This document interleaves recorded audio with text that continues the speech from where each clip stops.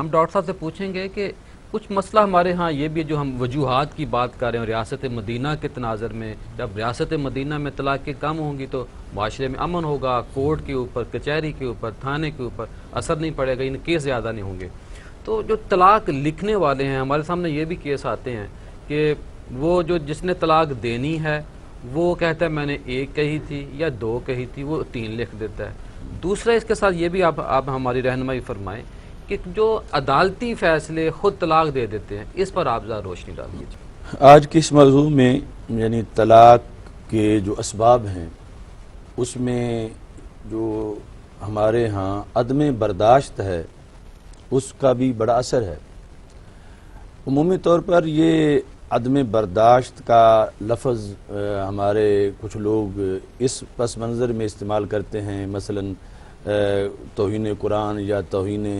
نبوت یا اس طرح کے بارے میں برداشت ہونی چاہیے۔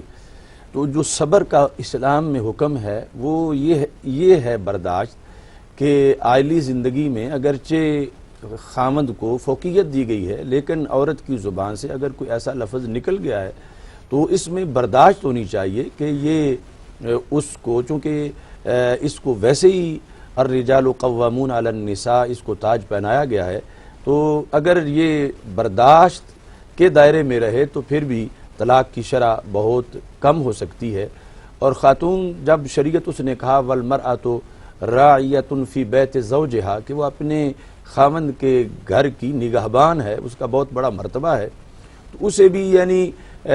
بلا وجہ یعنی خاوند جو دن بھر محنت کر کے رات کو آیا ہے اس سے مختلف چیزوں کی ڈیمانڈز اور اس طرح کی باتیں اس کے مزاج کو سمجھے، اور تو اس طرح افہام و تفہیم سے بھی یعنی ایک اچھا گھرانہ جو ہے وہ استوار ہو سکتا ہے۔ اس کے ساتھ ہمارے ماحول کے اندر یعنی طلاق کے لحاظ سے یہ چیز بھی بڑی اہم ہے کہ طلاق لکھنے والے جو لوگ ہیں، جو آپ نے پوائنٹ اٹھایا، یہ میرا بھی یعنی تقریباً 30-35 سال سے یعنی لوگ جو آتے ہیں کہتے ہیں کہ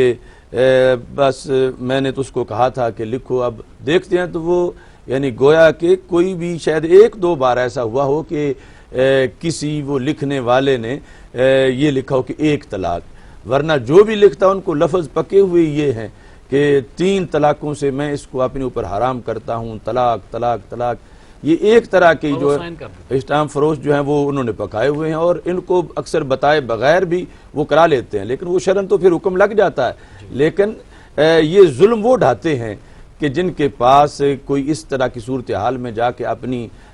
صورت رکھتا ہے تو وہ آگے سے ان کو یعنی اجاڑنے پر تلے ہوتے ہیں، ان کو بسانے کی طرف نہیں آتے۔ اس سلسلہ میں جو اللہ کا حکم ہے اس کو بیان کرنا یہ ایک عالم دین اور مفتی کا کام ہے۔ لوگ شاید یہ سمجھتے ہیں کہ جس طرح دنیا کے معاملات میں ہم کسی سے جا کے کچھ ذرا اس کی منت سماجت کر لیں کہ ذرا ہاتھ ہلکا رکھو تو یہ ٹھیک ہو جائے گا، تو شاید یہ علماء بھی اس طرح کر دیں گے۔ حقیقت یہ ہے کہ حضرت عبداللہ بن عباس رضی اللہ تعالی عنہما کے پاس ایک شخص آیا، اس نے کہا کہ میں اپنی بیوی کو 3 طلاقیں دے بیٹھا ہوں، آپ میرے لیے کوئی رستہ نکالیں۔ تو آپ نے فرمایا کہ ابن عباس اپنی طرف سے شریعت نہیں بنا سکتے، رب کی بتائی ہوئی شریعت بتا سکتے ہیں،